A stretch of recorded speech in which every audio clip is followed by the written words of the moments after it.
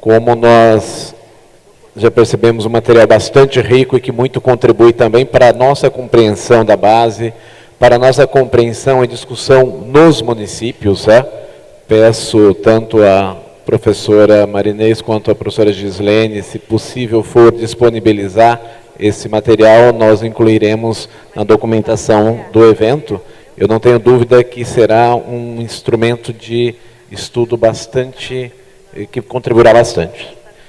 Dando sequência aos nossos convidados, vamos ouvir Ricardo Magalhães Cardoso, representante aqui da Secretaria de Educação Básica do MEC.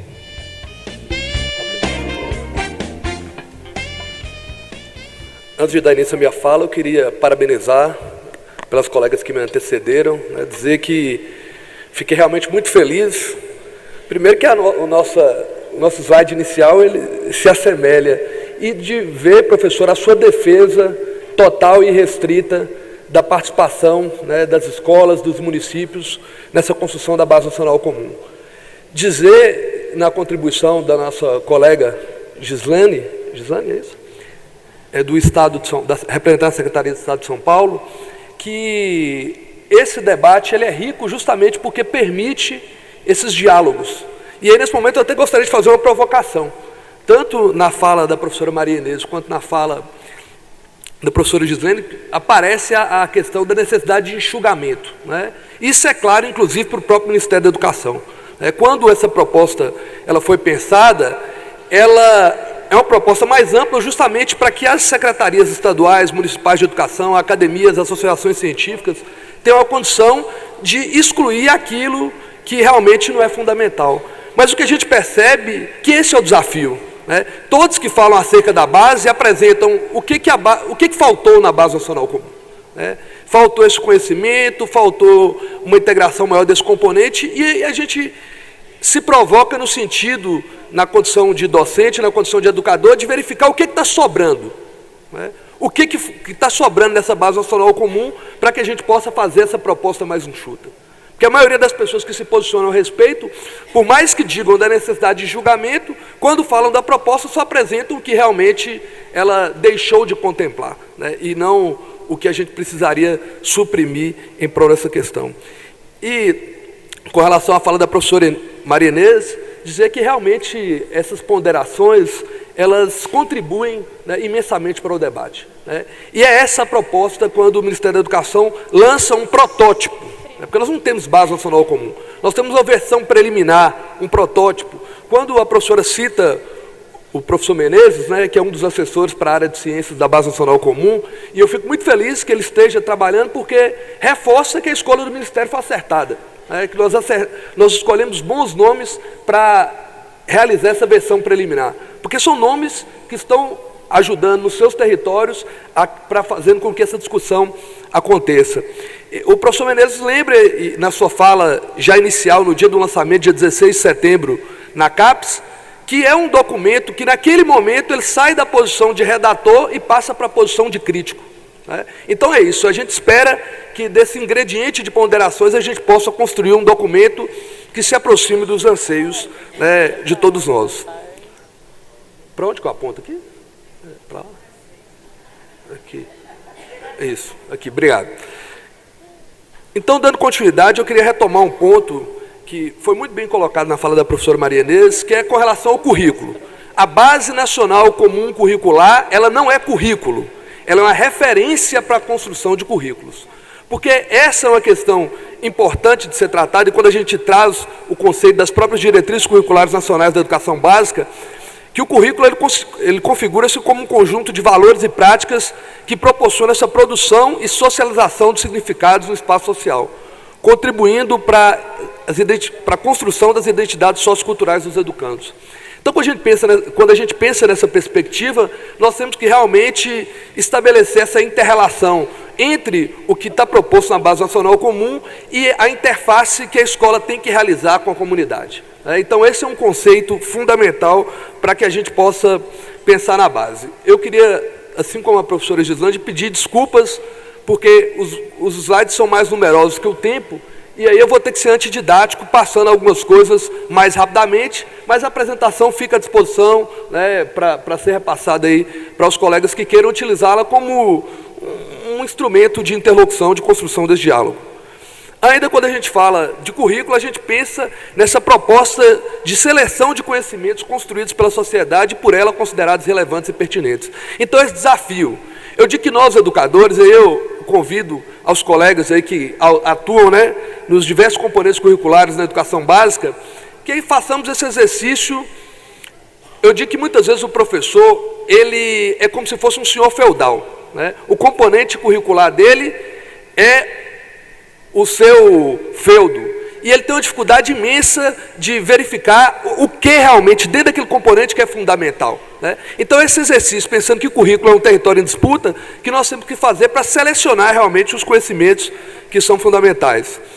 Nessa apresentação, quando, né, na LDB a gente está posto que os currículos da educação infantil, do ensino fundamental e médio, devem ter uma base nacional comum e uma parte diversificada. E nesse modelo de engrenagem que a gente apresenta, que vai inclusive ao encontro do que a professora Marinês coloca, porque quando você tem uma engrenagem, uma parte do currículo não funciona sem a outra. Então, quando você está buscando discutir os temas que estão propostos na base nacional comum, eles têm que ser feitos a partir da interface com a realidade, a partir da interface das relações sociais estabelecidas entre a escola e a comunidade. E quando se fala em parte diversificada, a parte diversificada ela bebe na fonte, essas peculiaridades e diversidades regionais, elas são melhor explicadas pelos conceitos que estão elencados na base nacional comum. Por isso que eu acredito que a gente tem essa perspectiva que caminha, sim, para uma parte diversificada que respeite as peculiaridades regionais, mas que se utilize da base nacional comum para realizar essa contextualização. Eu vou passar esse conceito, é o conceito de base nacional comum, que está nas diretrizes curriculares, mas acho que uma questão importante a se colocar é que a base nacional comum, ela vem reforçada pelas próprias diretrizes. As diretrizes apontam a necessidade de construção de uma base nacional comum. E no tocante ao conceito de parte diversificada, que também está presente nas diretrizes, essa importante citação que cada sistema de ensino e cada estabelecimento escolar, na contextualização desse conhecimento, na relação que estabelece com a comunidade, tem que buscar atender essas peculiaridades de forma que torne essa aprendizagem mais significativa. Estou passando rapidamente em razão do tempo. Quando a gente apresenta essa base nacional comum, a linha histórica, é justamente para dizer que esse é um processo que já vem sendo debatido no Brasil durante muito tempo, né? Quando você tem a Constituição Federal em 88, que fala de conteúdos mínimos, quando você tem a LDB, que fala da base nacional comum, em 2009 acrescenta a educação infantil, porque até então só ensino fundamental e médio. Quando você pensa nos parâmetros curriculares nacionais, o importante papel que eles desempenharam na construção dos currículos. E aí o currículo movimento, indagações sobre currículo, uma proposta que vigorou de 2008 a 2010. A própria CONAI, que apresenta a importância de uma base nacional comum já em 2010 e de maneira mais enfática em 2014. O movimento das diretrizes curriculares e do PNAEC e do PNEM, porque quando você fala de formação docente, você está falando de que maneira essa formação continuada ela vai se estabelecer com o currículo, né?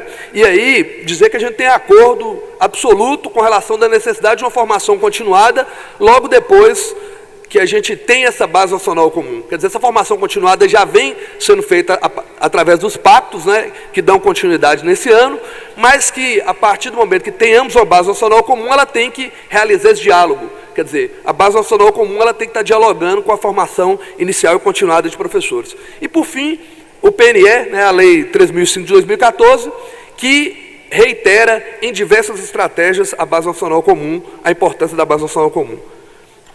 Então, passando mais rapidamente, todos esses documentos que são colocados, eles são fundamentais para essa construção da proposta preliminar. A proposta preliminar ela é oriunda dos documentos curriculares que já tinham sido produzidos por estados e municípios, né? O Ministério da Educação busca esses documentos e passa para essa comissão de especialistas para que sejam utilizados como base. Reiterando a questão da discussão, da base nacional comum, que já tinha sido evidenciada na CONAI, no PNE, na LDB, né, e todos os documentos. Eu vou passar esses slides, são só os slides que trazem das estratégias, né, em quais estratégias do Plano Nacional de Educação que está colocada a importância da base nacional comum, tanto na educação infantil como no ensino fundamental e médio. E aí, o que cabe ao Ministério da Educação? Que é justamente a partir desse franco debate que nós estamos realizando, né, em todo o país, e é importante ver o compromisso que nós temos de todo o país com esse debate público, para justamente buscar uma proposta que atenda, né, que busque um entendimento nacional, uma convergência acerca do que os nossos educadores, do que a nossa sociedade espera da educação básica no país. Aí, nesse sentido, pensando na importância desse documento não ficar na gaveta, professora, que a gente diz que essa própria discussão ela é formativa. Quando você tem uma discussão pública que já tem mais de 10 milhões e 400 mil contribuições, mais de 35 mil escolas, você reforça a importância na própria formação do professor na discussão do currículo. Então, quando esse documento chega na escola, ele é um documento que ele já foi referenciado socialmente a partir das discussões que o antecederam. Então, esse é um ponto que eu acho que é importante elencarmos.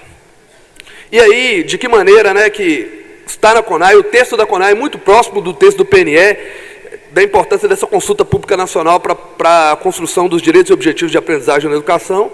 Aqui nós temos um mapa de Santa Catarina, que é um mapa representativo da maioria dos estados do país, que apresenta, em verde, os municípios que não possuem orientações curriculares, em vermelho os que não possuem, e em branco os municípios que não enviaram pelo PAR. Então, esses municípios que não enviaram pelo PAR, a gente acredita que possam ser municípios que não têm uma proposta curricular, né? Reiterando a importância de uma base nacional comum como orientação para contribuir para essa construção dos currículos, né?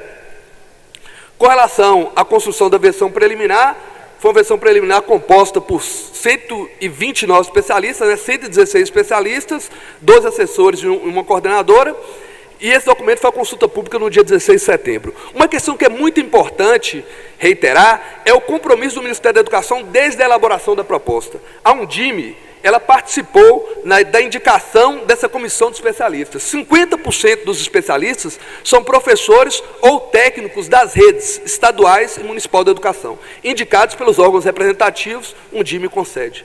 Dizendo que essa parceria ela já dá desde a construção dessa versão preliminar do documento. E aqui é um mapa ilustrativo, né, que apresenta a distribuição dos especialistas por todo o país.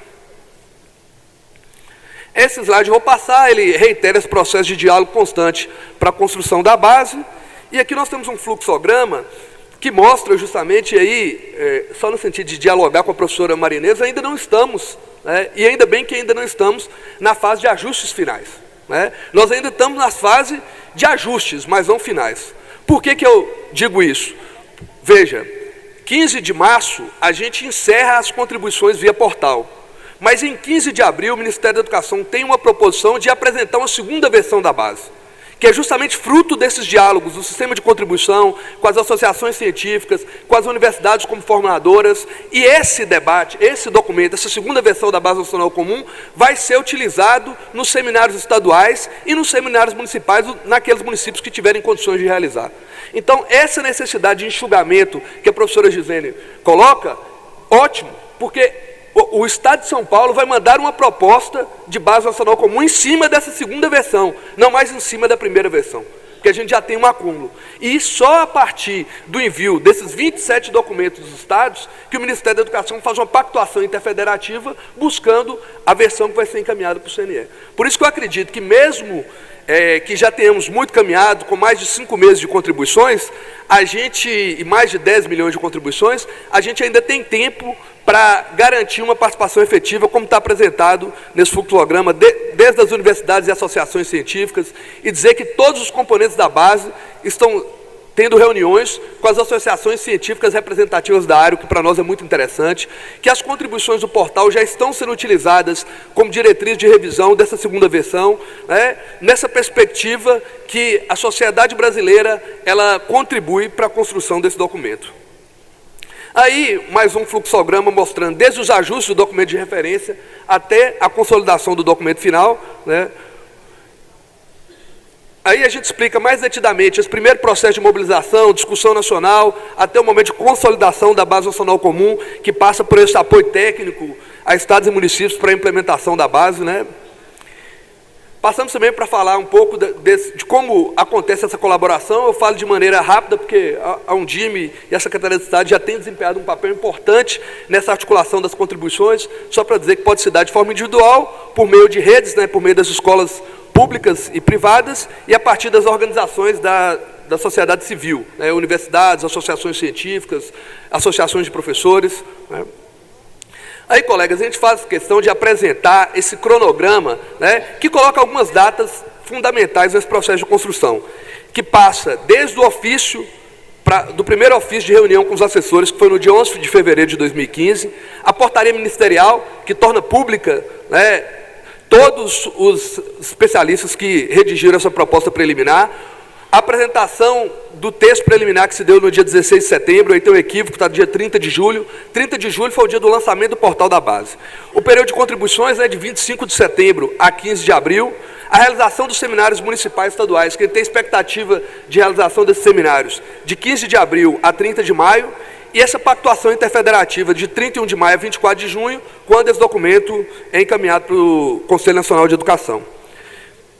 Aí são só tabelas, né, que apresentam o número de contribuições. Eu vou passar primeiro o número de usuários, depois o número de contribuições. Isso em 15 de dezembro, 9,5 milhões, porque hoje a gente tem um contador, né, que fica automático lá no portal da Base Nacional Comum. Outro aspecto que é importante elencar é a quantidade de eventos que o Ministério da Educação participou para discutir. Foram mais de 500 eventos, sem contar esses eventos que são realizados pelos municípios, pelos estados, que são fundamentais. Esses só com a participação do Ministério da Educação ou com os assessores. A importância da campanha de TV, né, já que a campanha de rádio, no final do ano passado, ela conseguiu um incremento de 40%. Dizer desse tratamento estatístico e qualitativo das contribuições que está sendo feito pela UNB, e outro ponto que é fundamental, o ponto da transparência. Todas as contribuições estão publicizadas no portal. Não só as contribuições das escolas, dos indivíduos, como dos leitores críticos, né, nomes de relevância na área, que nos ajudaram nessas diretrizes de revisão da proposta da base, além das reuniões com as associações científicas. E aí eu vou passar esses slides, que são slides que falam um pouco dessa questão do efeito da Base Nacional Comum, para essa última fala que diz respeito aos efeitos da Base Nacional Comum. Está muito claro que a Base Nacional Comum ela não é redentora, né? Ela não vai resolver os problemas da educação, mas a gente acredita que ela tem uma incidência em aspectos importantes, como a política nacional de formação e valorização dos professores.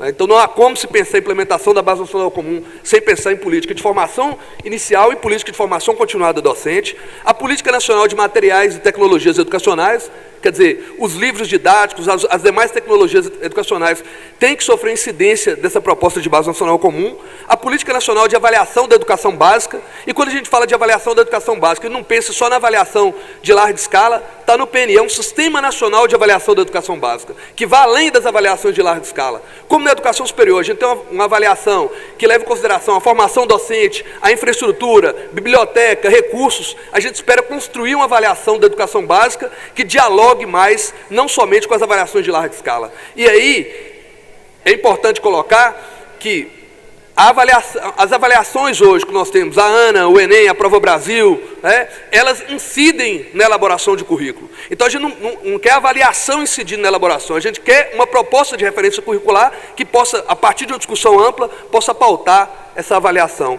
E por fim, colocado os parâmetros para as condições de oferta da educação básica, os parâmetros de oferta, que estão diretamente ligados com a questão do custo aluno qualidade inicial. E para finalizar minha fala, eu queria trazer um texto breve aqui do Fernando Pessoa, que eu acho que representa um pouco desse momento que nós estamos vivendo. Encontrei hoje em rua, separadamente, 2 amigos meus que se haviam zangado um com o outro. Cada um me contou a narrativa de por que se haviam zangado. Cada um me disse a verdade. Cada um me contou as suas razões. Ambos tinham razão. Ambos tinham toda a razão. Não era que um via uma coisa e outro outra, ou que um via um lado das coisas e outro um lado diferente. Não, cada um via as coisas exatamente como se haviam passado. Cada um as via com critério idêntico ao do outro, mas cada um via uma coisa diferente. E cada um, portanto, tinha razão. Fiquei confuso dessa dupla existência da verdade.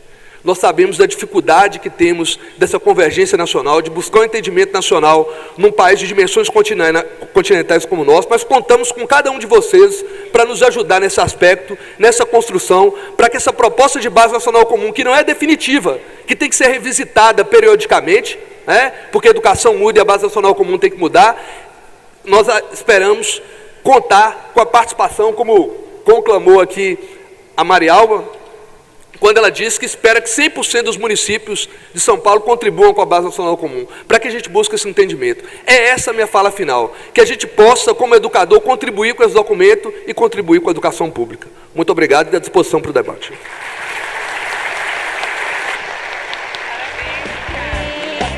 Obrigado, professor Ricardo.